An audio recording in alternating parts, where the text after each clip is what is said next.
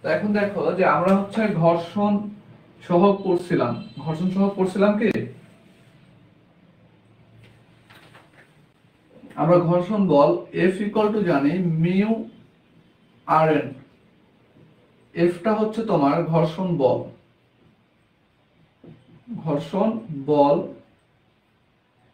Mu হচ্ছে ঘর্ষণ সহগ,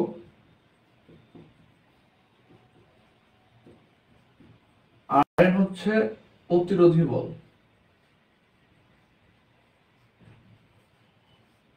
প্রতিরোধী বল।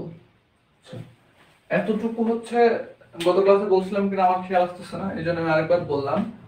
এখন আমি একটা এখানে ফিগার ড্র করব। হ্যাঁ, এটা হচ্ছে আমার এক্স অ্যাক্সিস, এটা হচ্ছে ওয়াই অ্যাক্সিস। তো এই দুইটা অ্যাক্সিসের মধ্যবর্তী কোণ সবসময় 90 ডিগ্রি হইতে হবে। এই দুইটা অ্যাক্সিসের মধ্যবর্তী কোণ সবসময় কত ডিগ্রি? 90 ডিগ্রি হইতে হবে।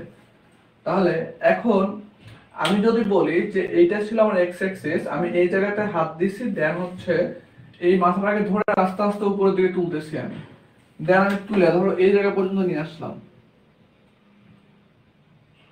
একটু ভালোভাবে বোঝো। হ্যাঁ, তাহলে আমার এই রেখাটা এখানে ছিল, এখন কোথায়? এখানে চলে আসছে। তাহলে আমি দিলাম এক্স প্রাইম, দিলাম আমি দিলাম এক্স প্রাইম, মানে এখন নতুন এক্স অ্যাক্সিস আমার এইটা। এটা আমার পুরনো এক্স অ্যাক্সিস ছিল, এখন অ্যাক্সিসটা নাই আমার, মনে করো নাই। আমি কত ডিগ্রি ঘুরাইছি? থিটা ডিগ্রি ঘুরাইছি। কার সাপেক্ষে থিটা ডিগ্রি ঘুরাইছি? পুরাতন এক্স অ্যাক্সিসের সাপেক্ষে নতুন এক্স অ্যাক্সিসকে আমি থিটা ডিগ্রি কোণে ঘুরাইছি। এতটুকু বুঝছো সবাই? কে বোঝো না একটু হ্যান্ড রাইজ করো, আর যদি বুঝে থাকো তাহলে একজন হ্যাঁ এমন বলো। ভাইয়া বুঝলাম না, আবার একটু বললেন। কোন জায়গাটা? নেট সমস্যা করতেছে তো। আচ্ছা, দেখো আমাদের, তুমি একটু মাইক অন রাখো। হ্যাঁ এমন, জি ভাইয়া। দেখো এটা হচ্ছে আমাদের এক্স অ্যাক্সিস, এটা হচ্ছে ওয়াই অ্যাক্সিস। তো এক্স এবং ওয়াই এর মধ্যবর্তী কোণ অবশ্যই 90 ডিগ্রি থাকতে হবে। এই দুইটা অ্যাক্সিসের মধ্যবর্তী কোণ অবশ্যই 90 ডিগ্রি হইতে হবে, ঠিক আছে? এখন আমি এই এক্স অ্যাক্সিসটা ধরো এখানে ছিল, আমি এখন এই অ্যাক্সিসটাকে এখানে না রেখে আমি এভাবে হাত দিয়ে জাস্ট একটু ঘুরাই দিলাম, থিটা ডিগ্রি কোণে ঘুরাই দিলাম। এখন আমার এই অ্যাক্সিসটা নাই, এখন নতুন এক্স অ্যাক্সিস হচ্ছে এইটা, আর ওয়াই অ্যাক্সিস এইটা। এখন তুমি আমাকে বলো, এতটুকু বুঝছো? জি ভাইয়া। এখন আমাকে বলো, এখন এখানে এক্স অ্যাক্সিস কোনটা? এইটা। ওয়াই অ্যাক্সিস কোনটা? এইটা। এখন বলো যে এক্স এবং ওয়াই এর মধ্যবর্তী কোণ কি 90 ডিগ্রি হইছে? জি। এই দুই এর মধ্যবর্তী কোণ 90 ডিগ্রি হইছে? না 90 ডিগ্রি হয় না। 90 ডিগ্রি হয় নাই। তাহলে আমার এক্স এবং ওয়াই অ্যাক্সিসের যে কন্ডিশন, যে দুইটা অ্যাক্সিসের মধ্যবর্তী কোণ 90 ডিগ্রি হইতে হবে, এটা হয় নাই। তাহলে কি আমাদের এটা কি কন্ডিশন ফিল আপ করতেছে না? কন্ডিশন কি করতেছে না? ফিল আপ করতেছে না। তাহলে আমাদের কি করতে হবে? দেখো আমরা এক্স অ্যাক্সিসকে, আমি এক্স অ্যাক্সিসকে এক্স অ্যাক্সিসের সাপেক্ষে, পুরনো এক্স অ্যাক্সিসের সাপেক্ষে নতুন এক্স অ্যাক্সিসকে কত ডিগ্রি কোণে ঘুরাইছি বলতে পারবা?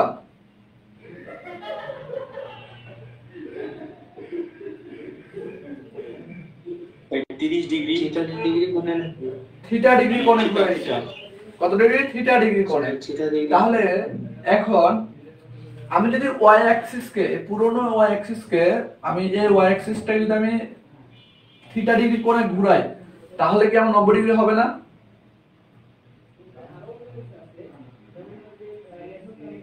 হবে। দেখো তাহলে আমি এই পুরনো ওয়াই অ্যাক্সিসকে আমি রেফারেন্স ধরে, আমি দেখো একটা হচ্ছে থিটা ডিগ্রি, এই যে এখানে আমি ধরো এটা হচ্ছে আমার কি, এখন এটা হচ্ছে মূল বিন্দু আমার, তাহলে এটাকে আমি থিটা ডিগ্রি কোণে ঘোরাবো।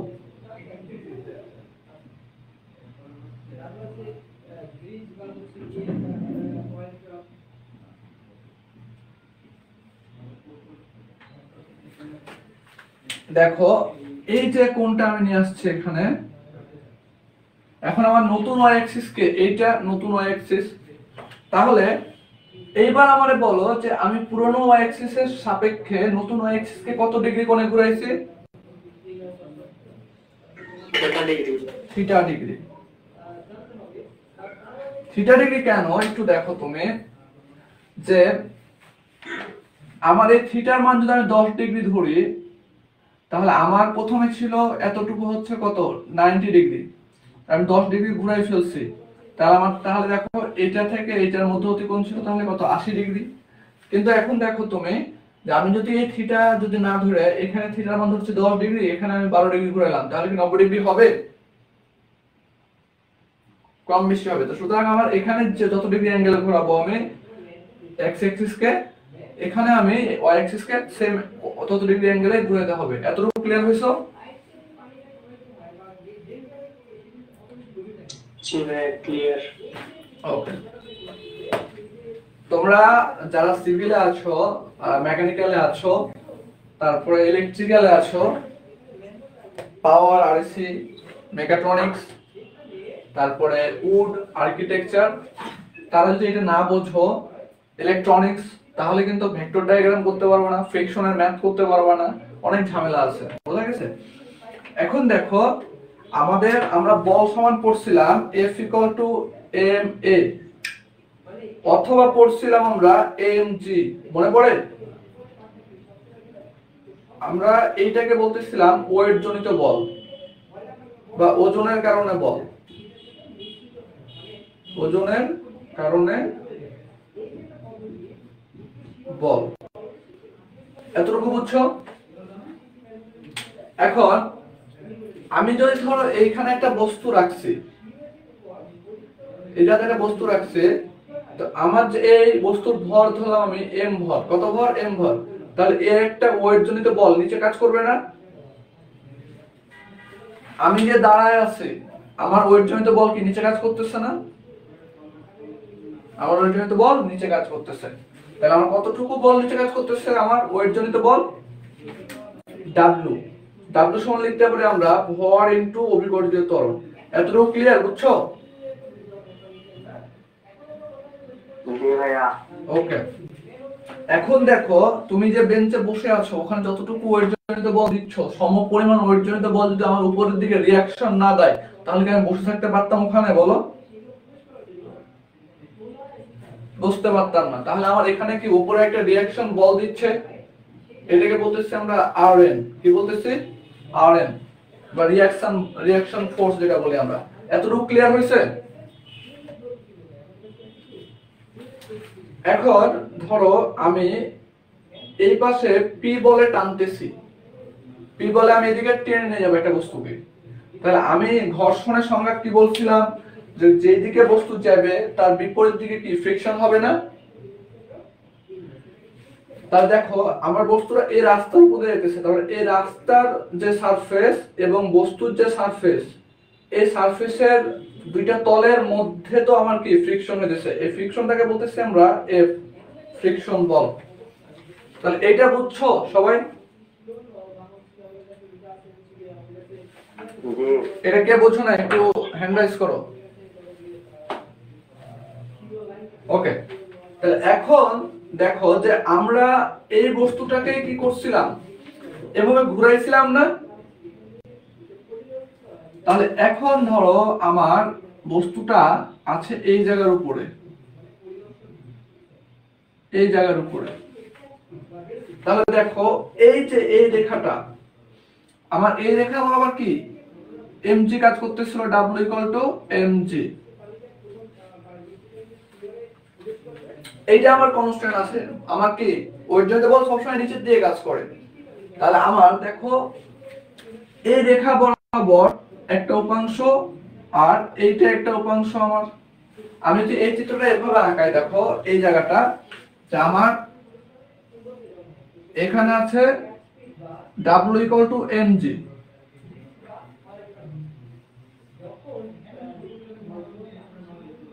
এটা হচ্ছে আমার থিটা, এই একটা উপাংশ, এই একটা উপাংশ। দেখো তো মোটামুটি এইটা আর এটা সেম জিনিস না? এই রেখাটা হচ্ছে এইটা, এটা হচ্ছে এইটা, এটা হচ্ছে এই রেখা, আর এই রেখাটা হচ্ছে এইটা। এতটুকু বুঝছো?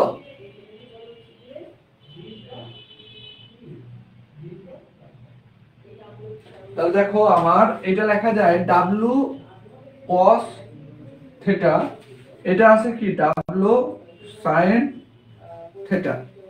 তাহলে আমি এটা লিখতে পারি এম জি কস থিটা, এটা লিখতে পারি M G sine theta.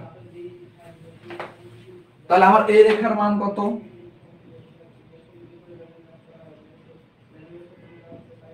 W cos theta, এটা হচ্ছে কি ডাব্লু সাইন থিটা। এতটুকু ক্লিয়ার হইছো? আমার এ বরাবর কাজ করতেছিল হচ্ছে আর এম, রিঅ্যাকশন ফোর্স। এতটুকু বুঝছো? জি ভাইয়া। ওকে, তাহলে এখন আমি এই চিত্রটাকে আমি জাস্ট তোমাদের প্রমাণের ক্ষেত্রে আর কি, প্রমাণে কতটুকু দিবা আমি সেটা প্রমাণটা লিখি একটু।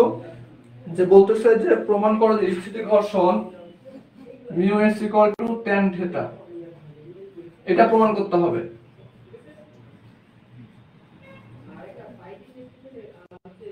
প্রমাণ করো যে, তাহলে আমি চিত্র যেটা আঁকবো, ধরো এখানে থিটা ডিগ্রি কোণ করছে, এখানে একটা বস্তু রাখছি আমি, এর ওয়েট জনিত বল নিচে কাজ করতেছে এবং এটার ওয়াই অ্যাক্সিস হচ্ছে এরকম, ওয়াই অ্যাক্সিস এই রেখা বরাবর কি আর এন কাজ করতেছে। এটা আমার হচ্ছে যদি এটা ডাব্লু হয় তাহলে এটা কি ডাব্লু কস থিটা, এইদিকে আমার কাজ করতেছে কে ডাব্লু সাইন থিটা, আর এ বরাবর একটা ফ্রিকশন কাজ করতেছে। যদি বস্তু এদিকে নিচে নামতে চায় তাহলে ফ্রিকশন এদিকে কাজ করবে। বলে এতটুকু বুঝছো?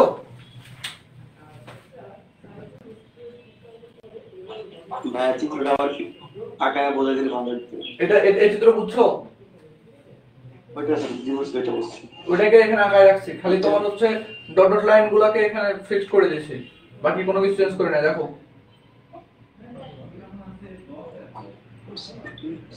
বুঝতে না পারলে বলো, আমি আরেকবার বলতেছি আর কি। নাহলে আরেকবার বোঝাই দেন ভাইয়া। ওকে,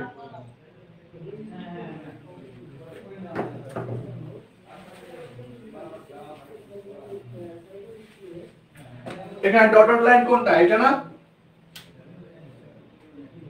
জি ভাইয়া। টানছি, ওকে। জি এটা একটা লাইন না আমার ডটেড লাইন, টানছি। জি দেখো এখানে একটা এক্স অ্যাক্সিস ছিল, এটা আমি থিটা ডিগ্রি দিয়েছিলাম, মনে পড়ে? জি এই যে এখানে একটা বস্তু, এই যে একটা বস্তু রাখছি আমি, এখন দেখো ডাব্লু বলটা নিচে কাজ করতেছিল না ওয়াই অ্যাক্সিস বরাবর, এই যে ডাব্লু, এখানে যে কোণ হবে এখানে সেম কোণ না? জি জি।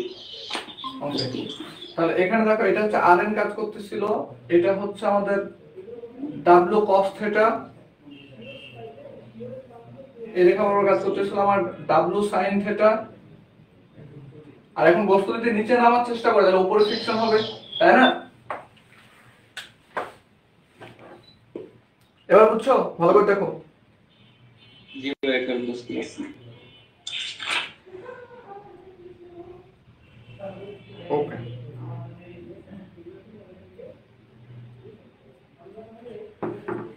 তাহলে মিশে যা। বইতে যে চিত্রটা দেওয়া আছে ভাই, কোন চিত্র? সেটা বস্তুর মাঝ দিয়ে, এই যে বইতে সেটা বস্তুর মাঝ দিয়ে ওই রেখাটা গেছে ডাবলু। বইয়ে কোথায় দেওয়া আছে? কত পৃষ্ঠায় বলতো একটু? 102 পৃষ্ঠা।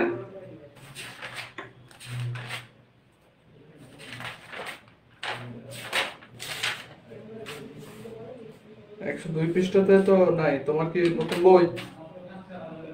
জি নতুন বই। হ্যাঁ, কি বলছে বলো? মাঝে বরাবর দিছে এটা বলতেছো? হ্যাঁ মানে ডাবলু রেখাটা এখানে বস্তুর মাঝ দিয়ে গেছে। তো এখানে তো মাছ দিয়ে দিছি আমি। পরে যেটা এখন দেখাইলেন সেটা তো নিজ দিয়ে দিয়েছেন, সেই জন্য বললাম আর কি। এটা এটা মাঝখান থেকে না, দাও, আর ডাব্লু, তুমি, ডাব্লু। আমি তোমাদের বলি, হ্যাঁ, তুমি এখান ডাব্লু কোনটা, থিটা কোনটা? তুমি এখান থেকে দাও আর এখান থেকে দাও, ঠিক আছে? এটা যদি বস্তুটা নিচে নামাই না, মাঝখানে হবে। প্রথম প্রথম নতুন তো, এজন্য ভয় পাইতেছো, বোঝা গেছে? জি ভাই বলছি। ওকে, তাহলে এখন আমরা এটাকে তোমার হচ্ছে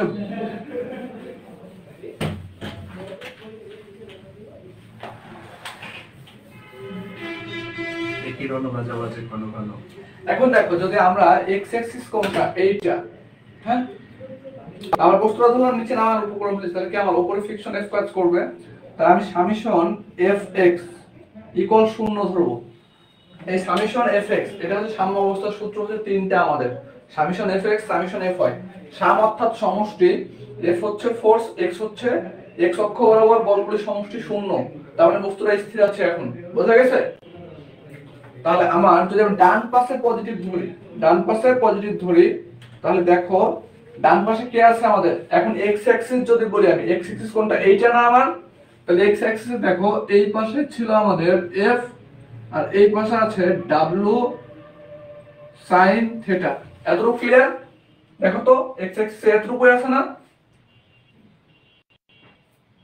একদম রেসপন্স করো। জি ভাইয়া। তাহলে দেখো যে আমি ডান পাশে পজিটিভ ধরছি, তাহলে এখানে আমার একটা পয়েন্ট ছিল আমার, তো ডান পাশে কি এফ আছে, তাহলে আমি এফ, বাম পাশে কি, তাহলে মাইনাস হয় মাইনাস ডাব্লিউ সাইন থিটা। অতএব আমরা এফ ইকুয়াল টু লিখতে পারি ডাব্লিউ সাইন থিটা। এটা একটা আমার সমীকরণ দিয়ে রাখবা। এতটুকু বুঝছো? জি ভাই।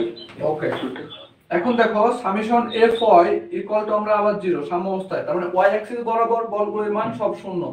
তাহলে ওয়াই অ্যাক্সিস কোনটা দেখো তো, ওয়াই অ্যাক্সিস এভাবে আছে, এটা ওয়াই অ্যাক্সিস আমার, উপরে কে আছে আর এন, নিচে কে আছে ডাব্লিউ কস থিটা।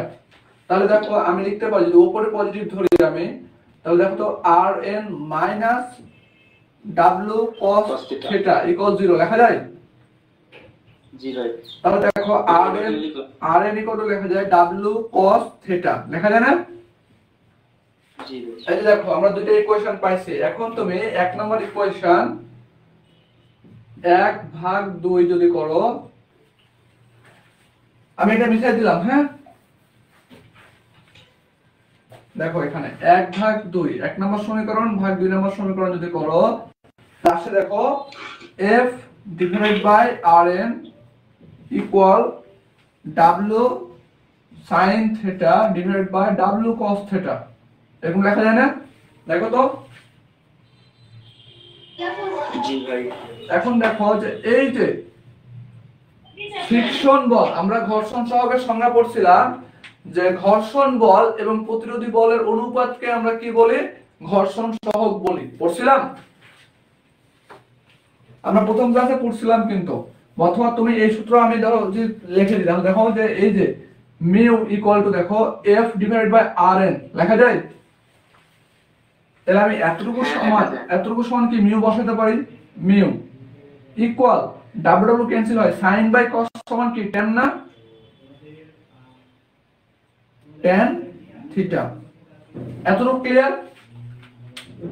জি ভাই ক্লিয়ার। প্রমাণ হয়েছে? এটা ক্লিয়ার হয়েছে। জি স্যার। এখন দেখো বস্তুটা এখানে কি স্থির ছিল না? জি স্থির অবস্থা। তাহলে স্থির অবস্থানে আমরা কি মিউ এস হবে, তাই এখানে কি tan s। ক্লিয়ার? তোমার যখন হচ্ছে ইয়া চাইবে, তোমার হচ্ছে প্রমাণ যদি আসে, জাস্ট এই চিত্রটা এঁকে শুধু তুমি এতটুকু করে দিবা, ফুল মার্ক দিবে। এখন আমি এইভাবে না করে বইয়ের মতো করালে তুমি জাস্ট মুখস্থ মনে রাখতাম, বোঝা গেছে? যেটা তোমার জি ভাই।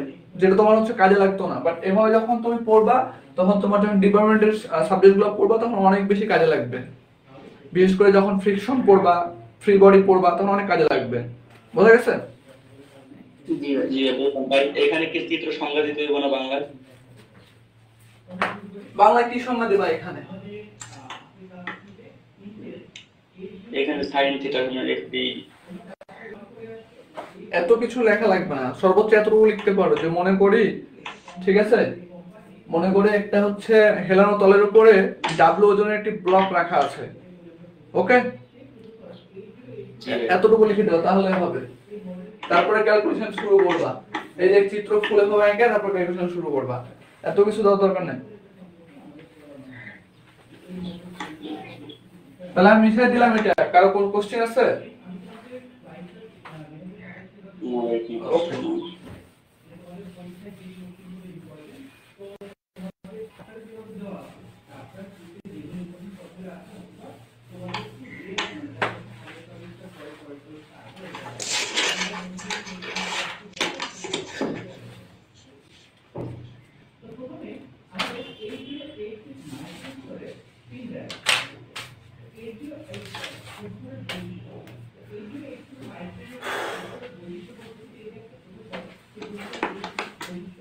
তোমাদের একটা কোশ্চেন আছে এরকম, হ্যাঁ, যে একটি বস্তুর উপরে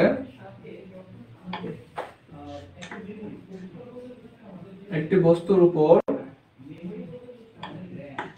10 নিউটন বল 5 সেকেন্ড ধরে ক্রিয়া করলো।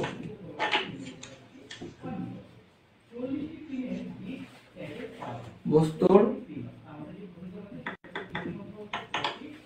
ভরবেগের পরিবর্তন নির্ণয় করো। মাইক অফ রাখো, নির্ণয় করো। তাহলে এখন দেখো যে বস্তুর ভরবেগের পরিবর্তন চাইছে, তার মানে আমার ধরো একটা চিত্র থেকে দেখো এখানে যে এখানে একটা বস্তু আছে এম ভরের, আমি এখানে একটা বল দিচ্ছি, সেই বলটা হচ্ছে আমাদের কি, মাইক অফ রাখো,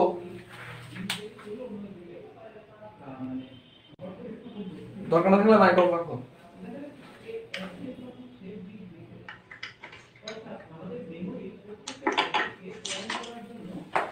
এখন দেখো যে F ইকুয়াল টু কত, 10 নিউটন বল আমি এই বস্তুর উপর ক্রিয়া করছি কত সেকেন্ড ধরে, 5 সেকেন্ড। তাহলে 5 সেকেন্ড ধরে এখানে বল ক্রিয়া করি 10 নিউটন বল, এম ভরের বস্তু এখানে থাকবে, সামনে চলে যাবে না। তাহলে এই বস্তুটা এখানে চলে আসছে কত সেকেন্ডে, 5 সেকেন্ডে। তাহলে এখন বলো এখানে আমার ইউ বেগ ছিল, এখানে যখন আমি বল ক্রিয়েট করব তখন আমার এখানে কি বেগের পরিবর্তন হবে। তাহলে এখন দেখো এখানে ভরবেগের পরিবর্তন কতটুকু হয়েছে। তাহলে আমি ভরবেগের পরিবর্তন ফর্ম কি করছিলাম, যে বড় ভরবেগ মাইনাস ছোট ভরবেগ। আমি যদি এখানে বল প্রয়োগ করি তাহলে আমার কি অবশ্যই শেষ ভরবেগ বেশি হবে। তো শেষ ভরবেগকে এমভি মাইনাস এমইউ, আমার এই মানটুকু চাইছে, এই মানটুকু আমার চাইছে। এতটুকু বুঝছো? কোশ্চেনে আছে বস্তুর ভরবেগের পরিবর্তন নির্ণয় করতে হবে। বস্তুর ভরবেগের পরিবর্তন কি এতটুকু না, এতটুকুর মান চাইছে। এখন তুমি সলিউশন করবা কেমনে, শুরু করব আমরা। উই নো,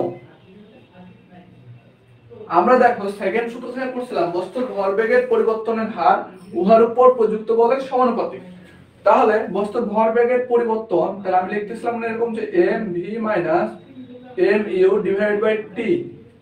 এখানে পি অথবা এফ লিখছিলাম, যাও কি লিখছিলাম মনে নাই, তো এখানে বল ছিল আর কি। তো এতটুকু ক্লিয়ার, এতটুকু আমি কি পড়ছিলাম প্রথম ক্লাসে বলো তো।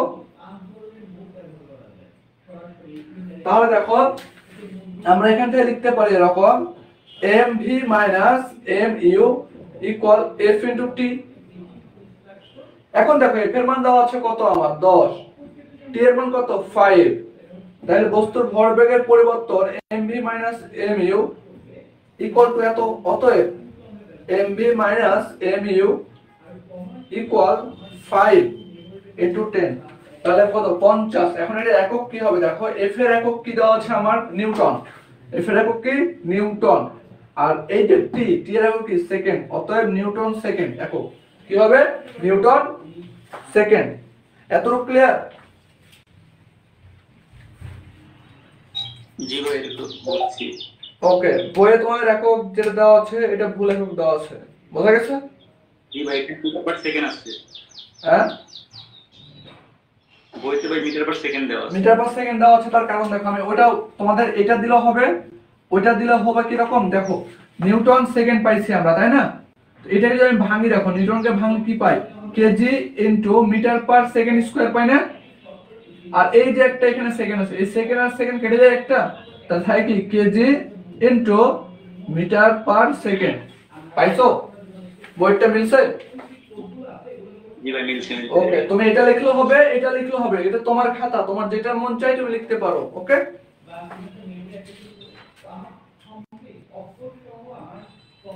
আচ্ছা তাহলে আমি এটা মিশাই দিলাম। এখানে কোনো কোশ্চেন আছে? না এটা কোনো কোশ্চেন না।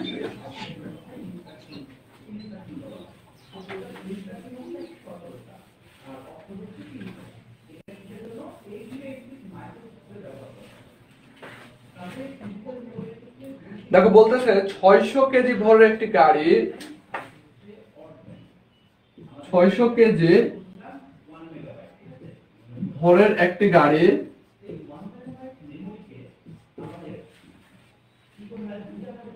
20 মিটার পার সেকেন্ড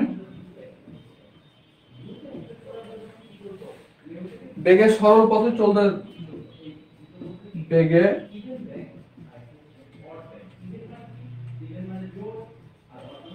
সরল পথে চলতে চলতে চলতে চলতে 1400 কেজি ভরের একটি স্থির ট্রাকের সাথে ভরের একটি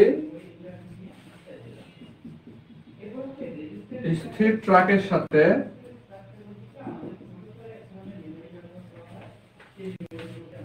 ধাক্কা খেয়ে আটকে গেল।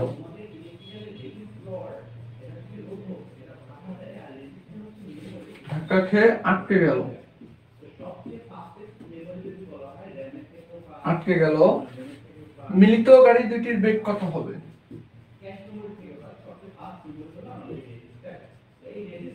মিলিত গাড়ি দুইটির বেগ কত হবে?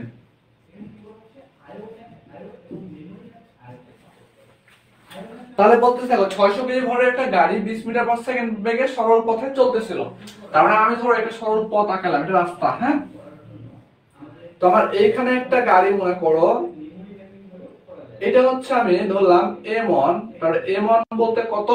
600 কেজি ভরের একটা গাড়ি। কত কেজি? 600 কেজি ভরের একটা গাড়ি E1 আদি বেগে কত? 20 মিটার পার সেকেন্ড বেগে চলতেছিল সামনে। এতটুকু বুঝছো সবাই? এবং এখানে একটা বড় ট্রাক ছিল। এই ট্রাকের ভর দেওয়া আছে M2 = 1400 কেজি এবং বলতেছে ট্রাকটা ছিল স্থির। তাহলে স্থির থাকলে ওর বেগ কত বলতো? 0 মিটার পার সেকেন্ড।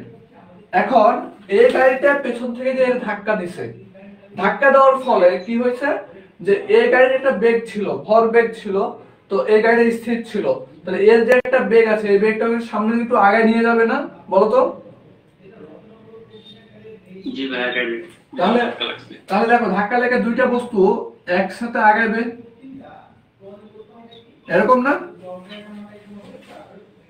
তুমি সাপোজ ধরো একটা বাইক হচ্ছে সামনে দাঁড়া আছে, একটা পিছন থেকে নাইট মনে করো হচ্ছে বড় গাড়ি আর কি, ওর পিছন থেকে মাইরা একসাথে কি গাড়ির বাইকটা ট্রাক গাড়ির ভিতর ঢুকে যায়, একসাথে দমনে উঠে চলে যায় না?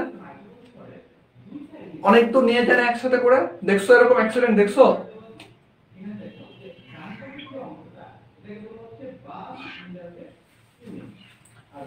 এই তো তোমরা কি রুমে থাকো সারাক্ষণ? রুমে থেকে বের হও না? এগুলো দেখো না?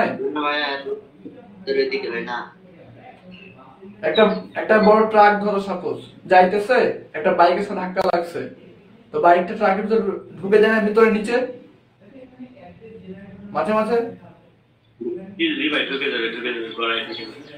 শোনো, বাইরে ঘোরাঘুরি না করলে, সারাক্ষণ ফোনে বসে থেকে গেম খেললে ফিজিক্স বুঝতে পারবে না, বুঝছো?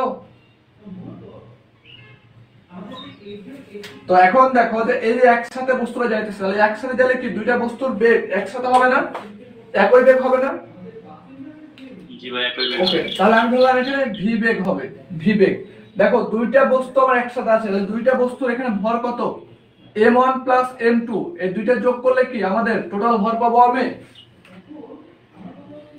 এখন গত ক্লাসে আমরা পড়ছিলাম দেখো যে ভরবেগের সংরক্ষণশীলতার সূত্র আমরা পড়ছিলাম এরকম যে M1 U1 plus M2 U2 equal M1 V1 plus M2 V2, এই পড়ছিলাম না আমরা? জি ভাই এটা মাইন্ড থেকে পড়া। এখন দেখো আমাদের এইটা সংজ্ঞা এরকম যে তোমার একাধিক বস্তুতে ক্রিয়া প্রতিক্রিয়া হলে উহাদের আদি ভরবেগ শেষ ভরবেগের সমান, ঠিক আছে? তাহলে এখন দেখো আমরা M1 U1 এর মান জানি। M1 U1 এর মান কত বলতো? 600 * 220 প্লাস M2 এর মান কত? 1400 * এর মান কত? 0 ইকুয়াল দেখো এই যে V1 আর V2 কি সমান না? দেখো V1 বলতে কি এই এক নাম্বার গাড়ির বেগ, আর V2 বলতে কি এই দুই নাম্বার গাড়ির শেষ বেগ। তাহলে দেখো তো দুইটা গাড়ির বেগ কি একই না? তাহলে আমরা লিখতে পারি দেখো M1 plus M2 into V, V common নেওয়া যায় তাহলে, কারণ v1 ইকুয়াল v2 ইকুয়াল কি ভি ধরে নিচ্ছি আমি। এতটুকু বুঝছো? তাহলে এখান থেকে দেখো আমরা এটা কত হয় 12,000 ইকুয়াল, এটা 0 হয়ে যায়। তাহলে m1 এর মান কত 600 প্লাস কত 1400 ইনটু কত ভি। তাহলে এখান থেকে ভি এর মান কত আসছে বলো তো?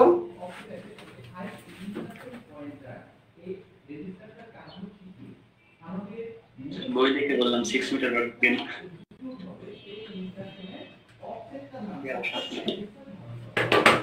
আমার ক্যালকুলেশন করা হয়েছে 6 মিটার পার সেকেন্ড, এতটুকু। এটা হচ্ছে অ্যানসার। এতটুকু বুঝছো? ভাই বুঝছি। ওকে।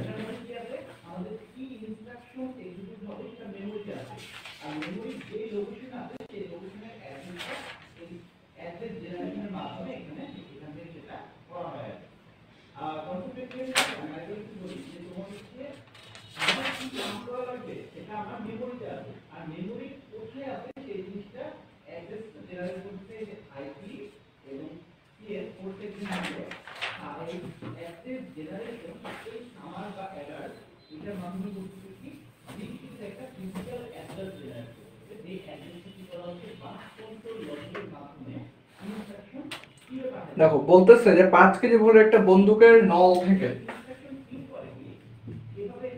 5 কেজি ভরের একটি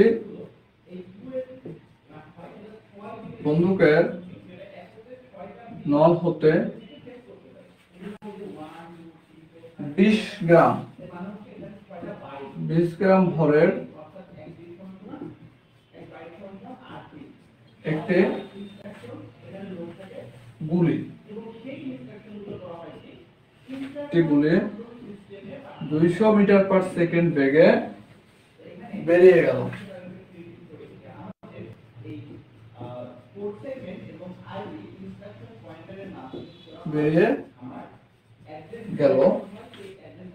বন্দুকের পশ্চাৎ বেগ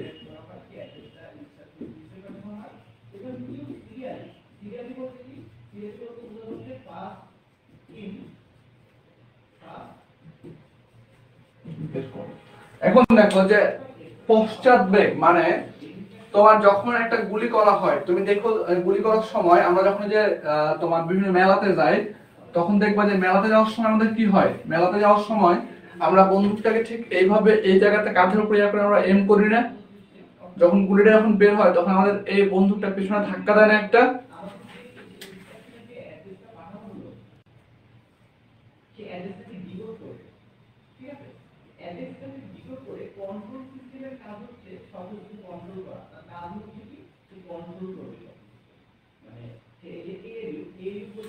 দেখো যখন আমার এখানে একটা বন্দুক আছে আর এই জায়গাতে একটা গুলি আছে, এই জায়গাতে গুলি আছে একটা বন্দুক, আমি যতক্ষণ ট্রিগারে চাপ না দেবো তখন আমার ধরলাম এই বন্দুকের ভর হচ্ছে m1 আর গুলির ভর হচ্ছে m2।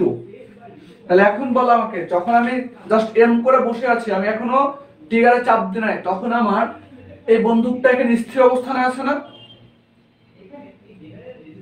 জি ভাই। তাহলে এর আদি বেগ কত? তখন 0। বন্দুকের ভর দেওয়া আছে 5 কেজি, গুলির ভর দেওয়া হচ্ছে 220 গ্রাম, তার মানে 20 × 10⁻³ কেজি। ওকে, তাহলে দেখো যতক্ষণ ট্রিগার চাপ না দিছি ততক্ষণ আমার এই গুলির বেগ কত? তাহলে গুলিটা এখানে স্থির না, গুলিটা এখানে স্থির না, তাহলে এর আদি বেগ কত? 0। তুমি যখন ট্রিগারে চাপ দিছো তখন গুলিটা এখানে একটা বেগ নিয়ে বের হয়ে গেছে, এটা দিলাম v2 বেগ, আর বন্দুকটা দেখবে পিছনে একটা বেগে কি ধাক্কা দিচ্ছে না? জি ভাই। এটা হচ্ছে v1 বেগ। বলছে এই যে v1 বেগ, এই মানটা তুমি বের করবা, আর এই v2 এর মানটা দেওয়া আছে তোমাকে 200 metre per second, 200 metre per second. এতটুকু ক্লিয়ার? ওকে, তাহলে আমরা ভরবেগের সংরক্ষণশীলতার সূত্র হতে পাই ভরবেগের নিত্যতার সূত্র হতে, ঠিক কি ছিল m1 u1 plus m2 u2 equal m1 v1 plus m2 v2। আমরা যখন এই সূত্রটা প্রমাণ করেছিলাম তখন দেখবা যে গাড়িগুলো সব একই দিকে যাচ্ছিল, দুইটা গাড়ি একই দিকে যাচ্ছিল না? কিন্তু এইখানে দেখো ডিরেকশন দুইটা দুই দিকে না, একটা সামনে একটা পেছন দিকে। জি ভাই। তাহলে আমরা যে কোনো একদিক হচ্ছে পজিটিভ ধরতে হবে। একদিক যদি পজিটিভ ধরি তাহলে আরেক দিক কি হবে? নেগেটিভ হবে। তাহলে এখন আমি এখানে যে মানগুলো বসাই সবসময় মাথায় রাখবা যার মান বের করতে বলবে সেই সাইডটা আমরা পজিটিভ ধরবো, তাহলে বাকি সাইড কি নেগেটিভ হবে। তাহলে m এর মান কত আমরা জানি 5 কেজি, u এর মান কত 0, তাহলে এই টোটালটা 0 হয়ে যায় না? G plus m2 u2 u2 0, তাহলে টোটালটা মান 0। এবার দেখো m1 কত 5, আমরা বের করব কে v1 এর মান, তাহলে v1, তাহলে এইটা আমার ওই সাইডে পজিটিভ ধরছি, আমি ধরলাম যে এই সাইডটা পজিটিভ ধরে, তাহলে এই ডিরেকশন, তাহলে এই ডিরেকশনে কি নেগেটিভ হবে, তাহলে minus 20 into 10 to the power 3 into 200। এতটুকু বুঝছো? এই লাইনটা বুঝছো নাজমুল?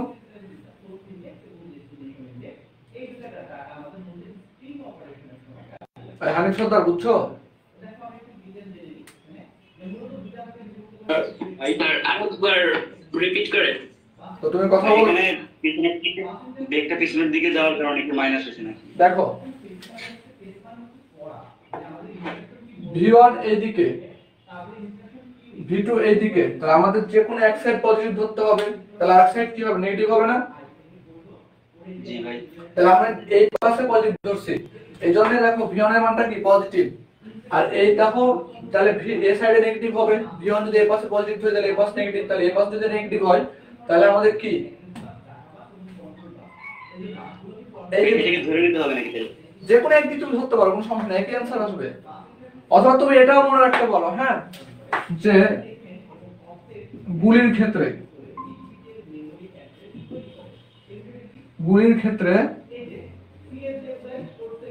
সূত্র হচ্ছে গুলির ভরবেগ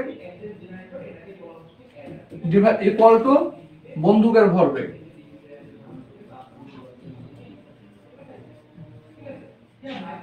বোঝা গেছে? এই সূত্র থেকে ওইটা আসছে, তাহলে গুলির ভরবেগ বলতে কি, এখানে গুলি কে m2, তাহলে m2 v2 equal to m1 v1। তুমি এই সূত্র ফলে যতগুলো অঙ্ক করবে প্রত্যেকটা অঙ্ক মিলবে, একটা অঙ্ক তোমার হচ্ছে বাদ হবে না। বোঝা গেছে? জি ভাই, বুঝতে পারছি। কারণ এটাও সেম জিনিসটাই আসে। তাহলে দেখো এখান থেকে আমি ক্যালকুলেশন করলে v1 এর মানটা পাবো, তাহলে এই টোটাল মানটা এদিকে আসলে পজিটিভ হয়ে, তাহলে আমরা লিখতে পারি 5v1 ইকুয়াল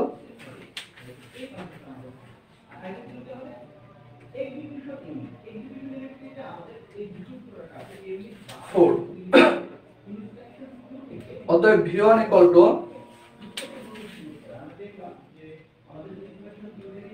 0.8, কত 0.8 মিটার পার সেকেন্ড। এটা হচ্ছে অ্যানসার। বোঝা গেছে? আর তুমি যদি মনে করো যে আমি এখানে মাইনাস দিব না, আমি ডিরেক্ট এই সূত্রে মান বসাবো, বোঝা গেছে, তাহলে অবশ্যই এই মানের সামনে একটা মাইনাস আসবে। যখন এর মানের সামনে মাইনাস আসবে তখন নিচের লাইনে শুধু লিখে দিবা যে বন্দুকের পশ্চাৎ বেগ, মাইনাসটা উঠাই দিবা, দেন হচ্ছে এটা লিখে দিবা। ক্লিয়ার? ক্লিয়ার। ওকে ভাইয়া হ্যাঁ বলো। m1 v2 যদি হয় সূত্র দিচ্ছে আগে মাইনাস করো। বুঝি না। m1 v1 m2 v2 এর আগে তো মানে মান বসানোর জায়গায় মাইনাস দিচ্ছেন, আগে যদি মাইনাস দেওয়া হয় এখানে জি তুমি দিতে পারো, সমস্যা নাই তো আমার। তুমি বুঝছে ভাই তাহলে শর্টকাট দিয়ে ভাই যে এইটা পশ্চাৎ বেগের সূত্র মুখস্থ করে ভাই এটাই মান বসাই দেব, m2 v2 m1 v1। তুমি এটা দিলেও হবে, তোমার হচ্ছে এটা ওটা সেম একই জিনিস। বোঝা গেছে? জি ভাই এটার কাজ কম লাগবে ভাই। না কম লাগবে ঠিক আছে, বাট আমাদের তো কনসেপ্ট বুঝতে হবে না পাগল। জি ভাই বুঝতে পারছি। ওকে,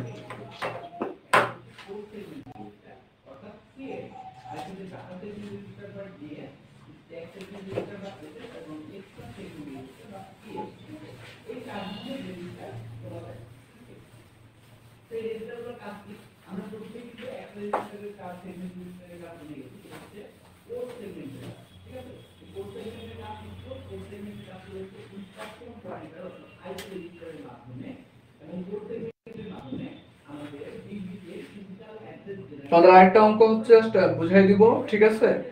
তাহলে আশা করি তোমরা বাকি সবগুলো অঙ্কই করতে পারবে এই চ্যাপ্টারের। হ্যাঁ,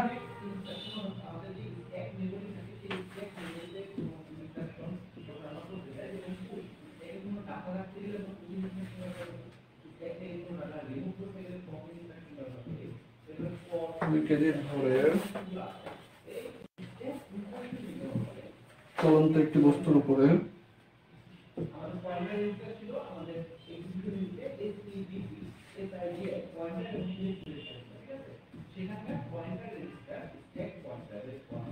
বস্তুর উপর 4 সেকেন্ড ধরে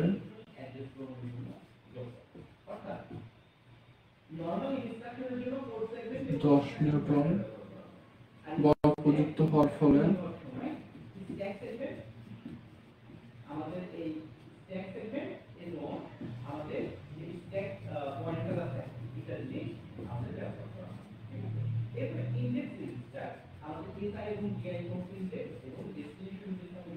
বস্তুটি 100 মিটার পথ অতিক্রম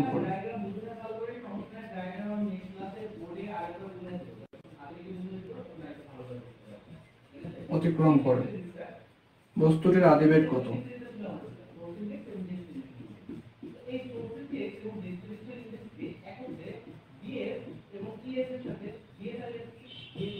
তাহলে আমার চাইছে কিসের বস্তুর আদিবেগ চাইছে। তার মানে দেখো বলতেছে যে 2 কেজি ভরের চলন্ত একটি বস্তুর উপরে 4 সেকেন্ড ধরে 10 নিউটন বল প্রযুক্ত হওয়ার ফলে বস্তুটি 100 মিটার পথ অতিক্রম করে।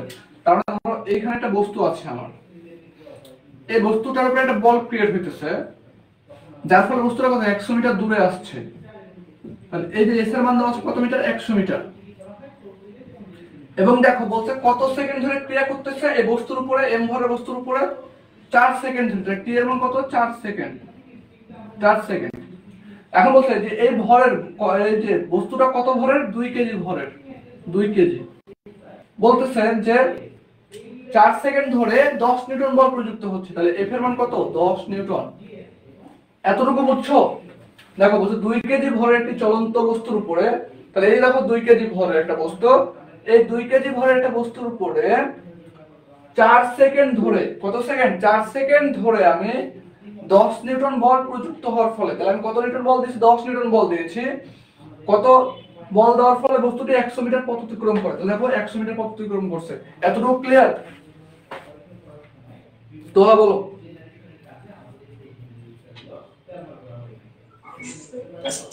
আমার এই মিটারটাকে জাহিদ ভাই ইমেল করতেছে দরজা খোলার জন্য অফিসে। কোথায় কমেন্ট করতেছে? একটু দাঁড়াও। ফেসবুকে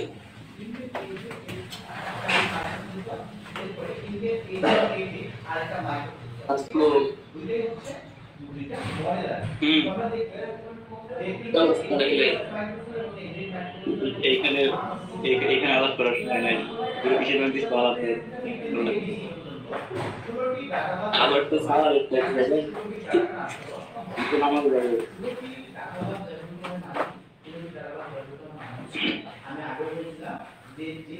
আচ্ছা, তাহলে এতটুকু ক্লিয়ার হয়েছে? চিত্রটা বুঝছো তোমরা?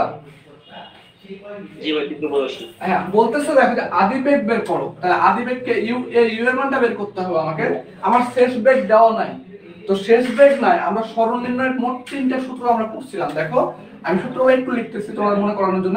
s = u + v / 2 * t একটা পড়ছিলাম। একটা পড়ছিলাম s = ut + half ft² অথবা at²। তোমরা এই পড়ছিলাম তাই না? আবার দেখো আরেকটা পড়ছিলাম v² = u² + 2AT 2AS পড়ছিলাম, মনে আছে? আমরা এই তিনটা সূত্র মোটামুটি পড়ছিলাম, আর একটা পড়ছিলাম এখান থেকে কনভার্ট করছিলাম আমরা S = VT। এখন দেখো যে আমার এই চিত্রের ভিতরে শেষ বেগ কি আছে বলো তো? আমরা শেষ বেগ জানি না, তাহলে শেষ বেগ যদি আমরা না জানি তাহলে দেখো আমি এই সূত্র যদি ব্যবহার করি তাহলে এখানে দেখো শেষ বেগের মানটা লাগবে না? আমার শেষ বেগের মানটা লাগবে। তুমি যখন আদি বেগটা বের করবা তখন তোমার শেষ বেগের মান বসাতে হবে না? জি ভাই, সব বসাইতে হবে আরবিকের মান বার করতে গেলে। হ্যাঁ, তাহলে আমাদের এখানে শেষ বেগ নাই, তাহলে এই সূত্র আমরা ইউজ করতে পারবো না। ক্লিয়ার? 2 নাম্বার। তারপরে দেখো এখানে কি শেষ বেগ আছে, কিন্তু আমরা শেষ বেগ জানি না, তাহলে এটাও আমরা কি ইউজ করতে পারবো না। তাহলে আমাদের দেখো এই একটা সূত্র থাকতেছে, তাহলে আমরা এখানে সলিউশন করার সময় লিখতে পারি দেখো we know S = ut plus half at square। এটা এক নম্বর সমীকরণ দিলাম। দেখো আমরা s এর মানটা জানি, আমরা সময় t জানি, কিন্তু আমরা a জানি না। কি জানি না? a জানি না। এখন a এর মানটা কোন রকম যদি আমি বের করতে পারি তাহলে আমরা আদি বেগ বের করতে পারবো না? জি পারবো এর মান। ওকে, তাহলে এখন দেখো আমরা a সমান এটা কিভাবে বের করতে পারি? আমার বল দেওয়া আছে, ভর দেওয়া আছে, আমরা জানি কি দেখো তো, আমরা জানি এরকম যে বল F = কি F A লেখা যায়। জি ভাই, F এর মান দেখো কত 10, M এর মান কত 2, এর মান কত আমরা বের করব। তাহলে A = আছে কত 5 মিটার/সেকেন্ড স্কয়ার। এতটুকু ক্লিয়ার তোমরা? জি ক্লিয়ার। এখন দেখো আমরা এক নাম্বার সমীকরণে যদি মান বসাই, এক নাম্বার সমীকরণে মান বসিয়ে তাহলে দেখো যে s এর মান কত দেওয়া আছে 100 ইকুয়াল u এর মান বের করব আমরা, u উঠে গেল, t এর মান কত আছে আমাদের 4 প্লাস হাফ ইনটু a কত পাইছি 5, t এর মান কত আমাদের 4 এর উপর স্কয়ার। এটা ক্যালকুলেশন করলে আমার u বের হবে না?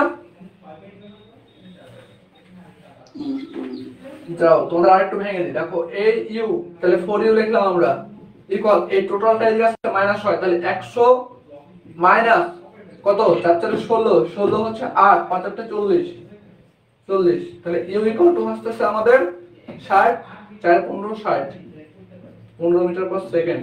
ওকে, অ্যানসার কত? হ্যাঁ ঠিকই আছে, মিলছে।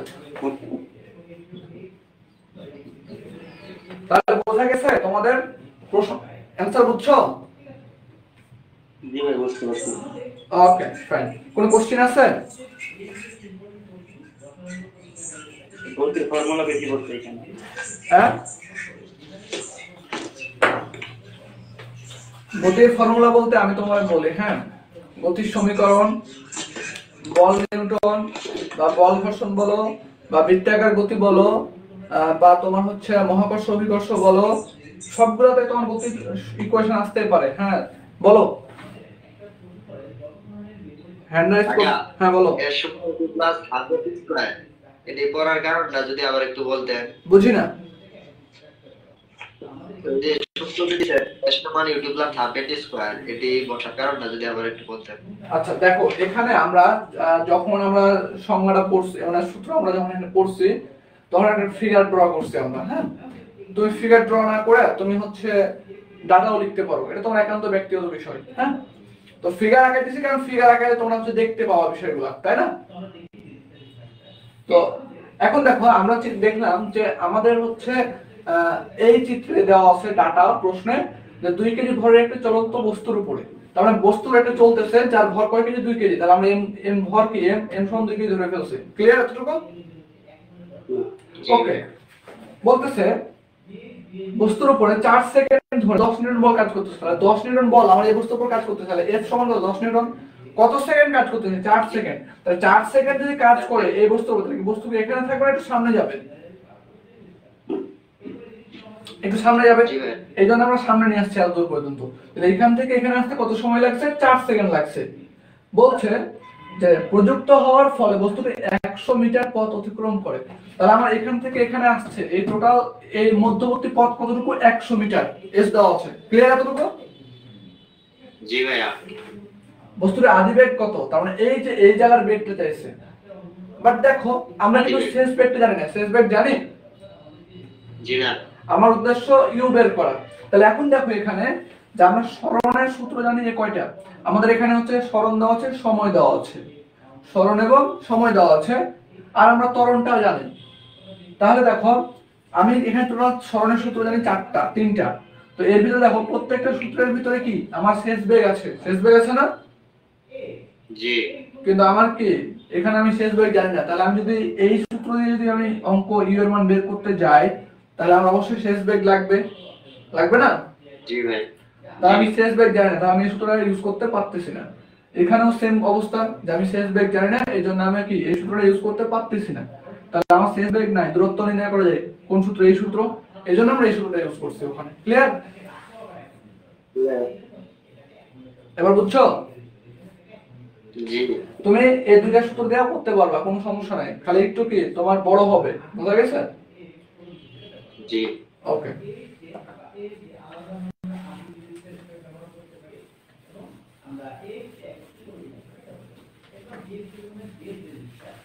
তোমাদের ক্লাসে কয় মিনিট আছে আর?